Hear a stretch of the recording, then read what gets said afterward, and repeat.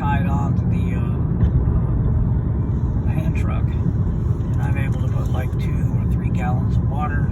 I'm able to put extra shoes, extra clothes, extra food, and protein powders, and superfood supplements, and so forth.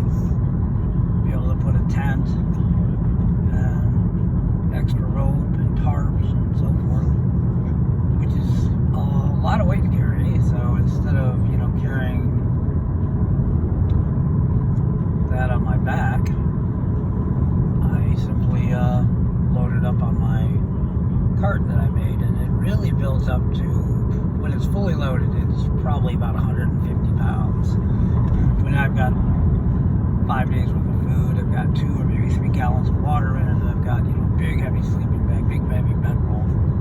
It's more like a sleep bag, plus a couple of blankets with it, a winter jacket, a summer jacket, extra clothes, and boots and stuff, tent. When it's all packed up, and my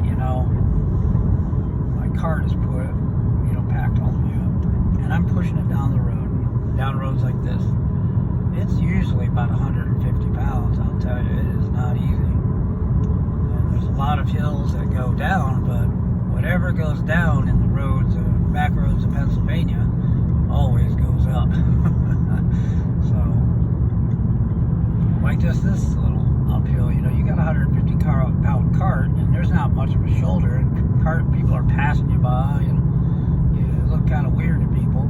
You got to deal with that. And then you got a 150 pound cart, that you're pushing up a hill like this, and you've got to pull off the road and take your breaks. You've got to set up your tent. You've got to sneak into woods like this. So, like, imagine if you're really tired, night falls, moving in on you pretty quick. You're losing light fast. You got to go in there and, in these woods around here, places like this, and set up a tent, set up a camp, and you got a 150 pound cart. You got to roll off the road and drag in there. Well, that's like my lifestyle. Often is the case. Sometimes I don't have the cart and I'm just traveling a lot lighter. I think there's a place we got to turn off here. Now, let me see. No, you keep going straight. Yeah. Oh, it's not. We don't have the stop sign. They do. And anyways, that's just a little update, and this is just a little, I don't know, I'm reuniting with a past journey of mine, and I'm just kind of walking people through, my 2, 3, 5, 20, possibly like 20 or 30 viewers, This is like really where I live, these back roads here. And I know them well, and I've walked so many of them. I don't think I could do it any other place and feel as comfortable as I do other than Pennsylvania. There's just something about this state and the people. They're doing some logging. They're getting better at logging. At least they're selective cutting here. They're not clear cutting, which is horrible when you do that. I'm glad they're not clear cutting. But what I was going to say. We're almost going to turn pretty soon. We're going to turn left when we see a certain sign when it says Bigler. But yeah, I'm familiar with these roads, and I sure love this state. Oh, that's what I was saying. I don't think I could feel as comfortable doing the same thing as I do normally. What I feel very normal doing and comfortable doing here in Pennsylvania, pushing a cart or camping or hiking in these back roads, camping out along them, in the woods. I don't think I could really feel comfortable doing it anywhere else but Pennsylvania. Right here, we gotta slow down, and go to Woodland. Right here. See this? This is it. You got it. And we're gonna come into Bigler, and then we're gonna go to Woodland after Bigler.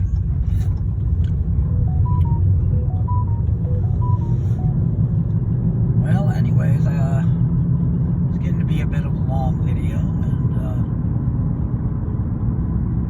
just kind of showing you the landscape of this beautiful state of Pennsylvania. not at present walking and hiking, but I have many times before. Here's a church where I kind of like sit under that pavilion, take a rest, get some water, gather my strength, maybe have a lunch, and I keep on pushing. And you know, nobody treats me too. People are pretty darn friendly here, you know. I've never had any real problems, and I've been kind of living like this in this part of Pennsylvania for probably around 13 or 12 years or so. Yeah, it's been around maybe 12 years. And I just don't think I could feel comfortable doing it in some, let's say, the backwoods of Kentucky, Arkansas, Louisiana, the panhandle of Florida. I mean, I know people do it in those places, but I just don't think I personally could feel as comfortable. I think I'd feel more uptight. I'd be a little worried about the drivers, about the citizens, calling the cops. I'd be worried about the cops. I'd be worried about where I lay down. It would be kind of, there'd be a lot of tension. And for some reason, this area of this state of Pennsylvania, the tension is as low as it could possibly be, and the people are as friendly as they can possibly be toward me. I would have to say that the people are rather reserved, and I'm not getting a lot of warm invites, but nobody bothers me. And when I do interact with them, they seem to be rather kind or sympathetic. Even though people probably think I'm a little bit out there. Those are some nice white pine. Beautiful stretch of road. And yeah, right now we're coming into Bigler, which I absolutely love the town of Bigler. Beautiful place. I had a wonderful camping stretch for about 3 weeks there, and I never forgot it. They have a YMCA, it's got a weight room and $4 day passes there. And there's an old, I don't know what kind of a factory that was, but it was a really cool factory. This is a really cool looking town. This is very typical of this part of Pennsylvania. Just look at this cool place, huh? Where do I go? Oh, go that way, left, yeah. Very, very cool.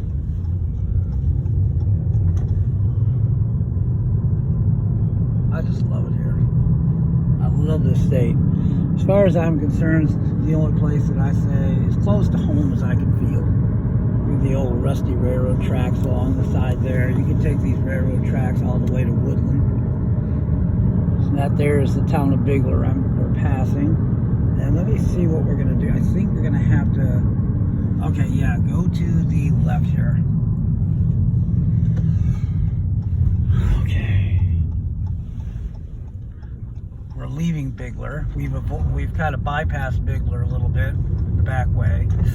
And now we're only like 2 miles from a little town called Woodland. Very cute, adorable little place. It's like a place where time forgot. It almost reminds me of the Friday the 13th town, where the very first one was a girl who was walking with a backpack, kind of came into town and said, "Hey, is there a bus to Camp Crystal Lake?" "No, I ain't gonna find a bus here." "Hey, Enos, can you take her? That'll be halfway. He can get you." Well, anyway, down there is like abandoned stuff, and I've done a lot of camping out, hiking, walking around in them woods down in that area. It's a really cool place. Nobody hangs out there. It used to be, I think, mining of some sort. There is I don't know if it shows up on film, but there's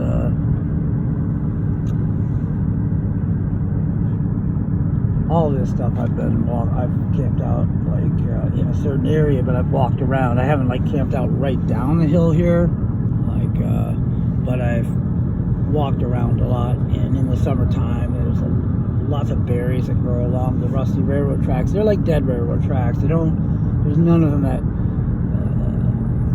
there's no trains anymore on it.